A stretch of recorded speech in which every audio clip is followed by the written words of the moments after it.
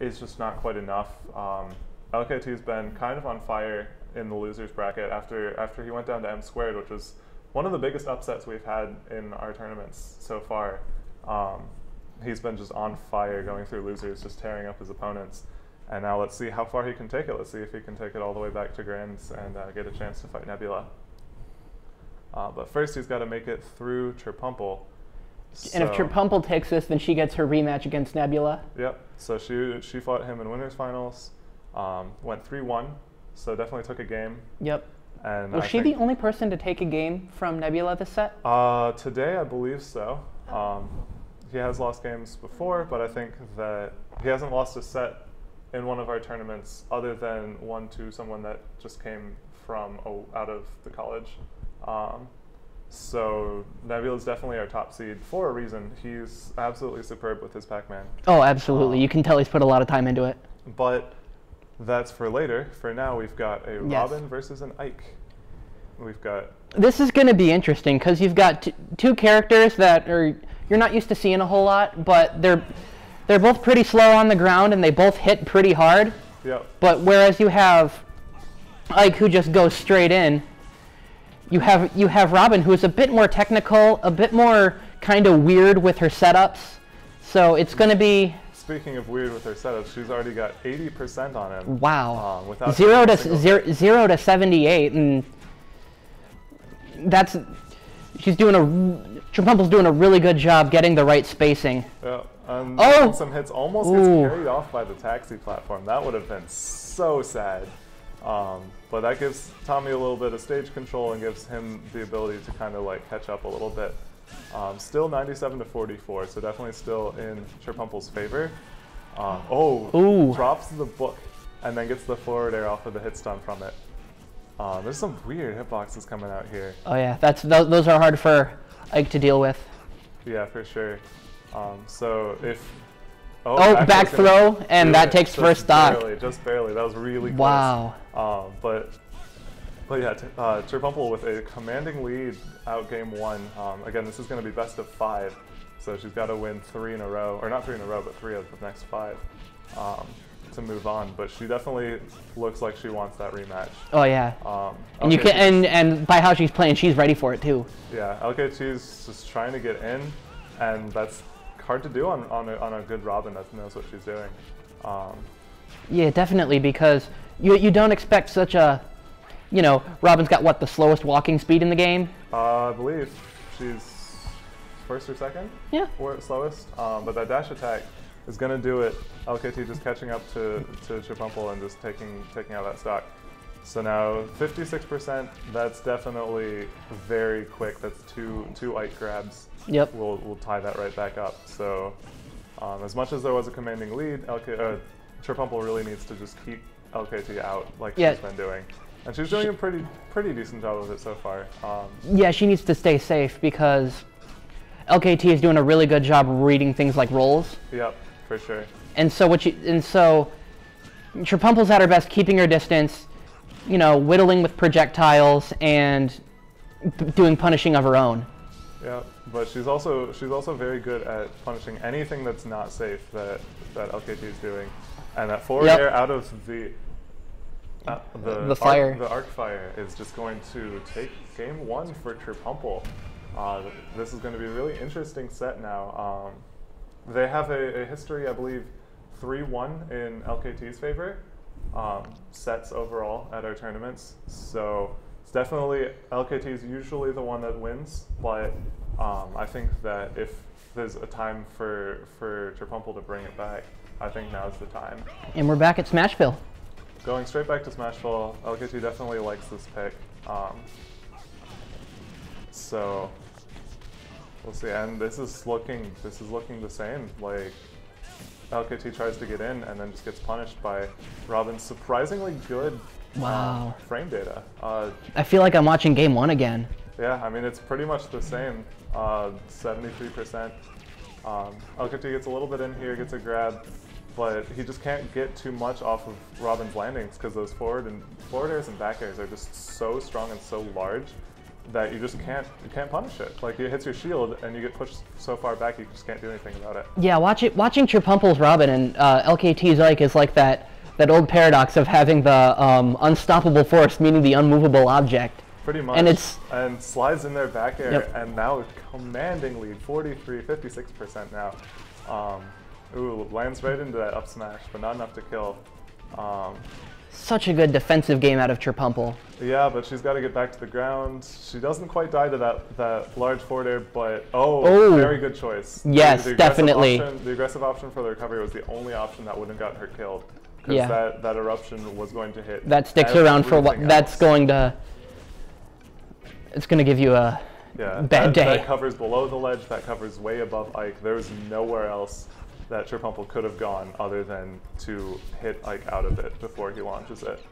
And here we've got Cherpumple with getting good spacing and closing it only when she knows she can come into attack. Yep, almost like lapped LKT in percent. Still hasn't died, over 120%, which is bad. But LKT gets the offstage aerial. The ledge trump to back air, pretty much true. Just have to be ready to not get ledge trumped. 81% lead for Cherpumple. This looks a lot like last game. Let's see if LKT's learned anything or if he's still going to have trouble with this matchup. And then that jab to fire, there's not a lot you can do about that. Like, you get hit by one, you're going to go all the way, and then you're going to get launched off the stage. Yeah, definitely. Shield poke with that forward air. Yeah, LKT's really good at reading rolls to get grabs. And run in pivot grab. And when you have Ike's forward air, you can definitely profit off of him. For sure. So now he's pretty much brought back. Wow! Goes for the aggressive option again and gets snubbed by Ike's down air. That's a great read. Yeah, that was definitely a great read. LKT definitely saw that Cherpumple liked to do that aggressive option to get back, and just had it ready to go. Definitely ready for it. So now we're going to be at game 3. This will be interesting to see where Cherpumple is going to want to take a Ike.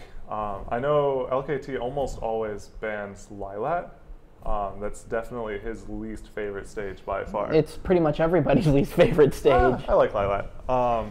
Battlefield, interesting choice. I think this is a pretty good choice. I know that Robin's like Battlefield for platform shenanigans with fire and stuff. Oh yeah. I would have maybe gone for something flat like FD, just because that limits Ike's recovery, but also makes it harder for you to get back to the ground, which admittedly Cherpumple has not really had much problem doing, simply because the forward airs and back airs just really space out really well. So we got a more even game going into game 3 here. And I think Dreamland might have been a better choice over Battlefield even. I disagree. Ike kills really easily off of the top, and I think Robin's going to get more off of the sides than the top. So going to Dreamland would have probably been a pretty bad situation, simply because the down throw up airs, down throw neutral airs kill really early with Ike for sure. Even down throw forward air will kill off the top sometimes. So we've got Cherpumple here getting stage control, but doesn't quite keep it. Now she's off the side. Oh, tries to hit the up B spike out of his up B with her up B, but his up B just kind of hits it out of the way. So that's something that LKT really loves to do. He really loves to side B past his opponent onto the stage, because side B is not a lot of end lag or landing lag. So if you space it right, you can just fly right past your opponent. Oh, for sure. And just land safely on the ground. And now this is where slides right in there. Doesn't quite get the timing right.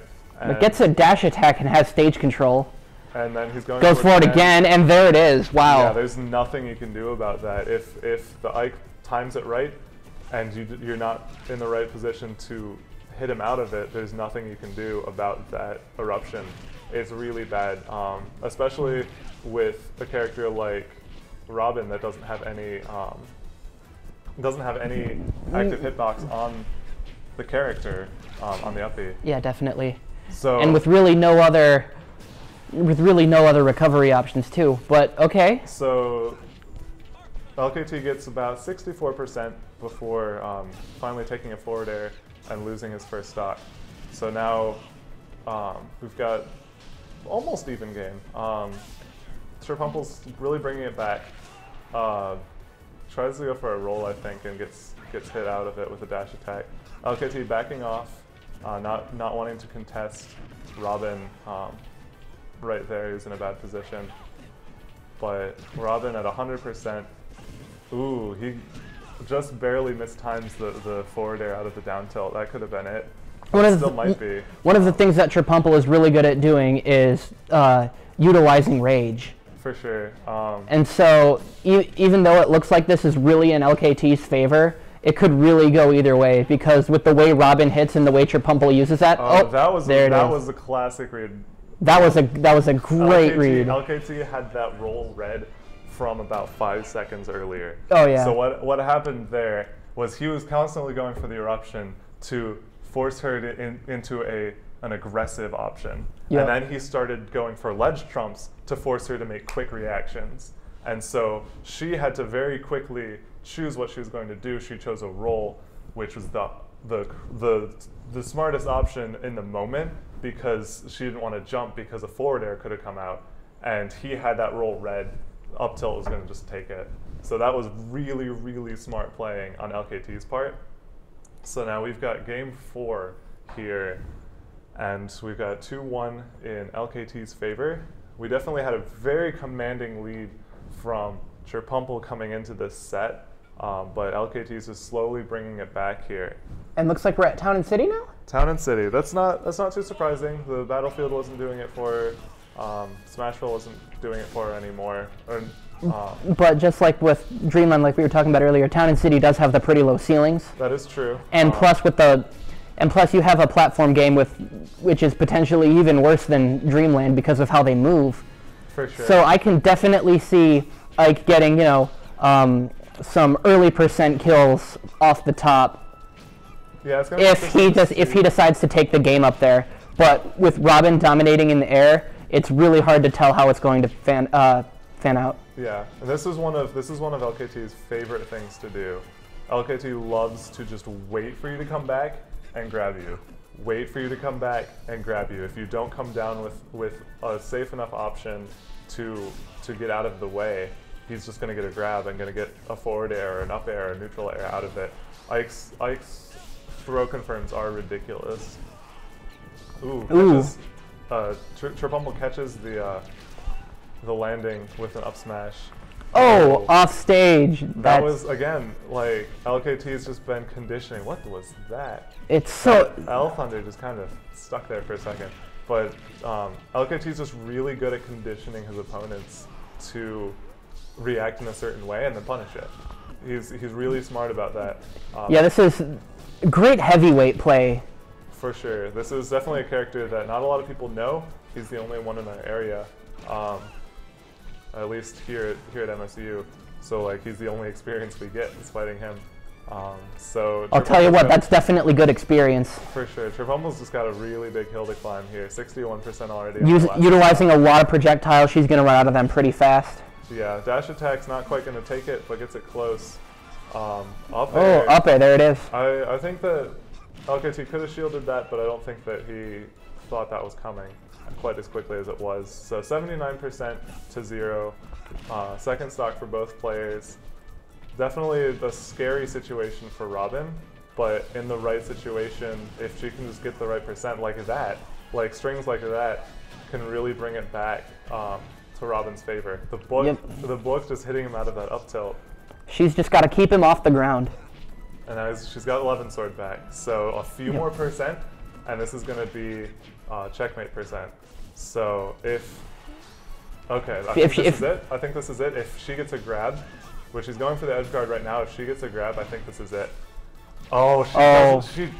She up smashes instead. Oh, just barely miss input that. And this might be too far, too much damage, too much rage for checkmate. And it's just going to take it. That's super unfortunate. She had the checkmate and she just it was right there. didn't. She pressed her up smash a little bit, or up her attack button a little bit too fast, ate her jump, and that was it. That's It happens. unfortunate. Too bad it had to happen game 4 though. Yeah, it's super unfortunate. That could have easily been a game 5 right there. But, Oh yeah. Good games to both players. Those were both really, or all 4 of those games were really, really good, really close. So now we'll have LKT moving on into grand finals. Having his shot against Nebula. Yeah, LKT definitely got pushed into losers a lot sooner than a lot of people expected. Yeah, definitely. Definitely a big upset, but he's been tearing up the losers bracket. He went through DTF, he went through me, he went through Cherpumple now.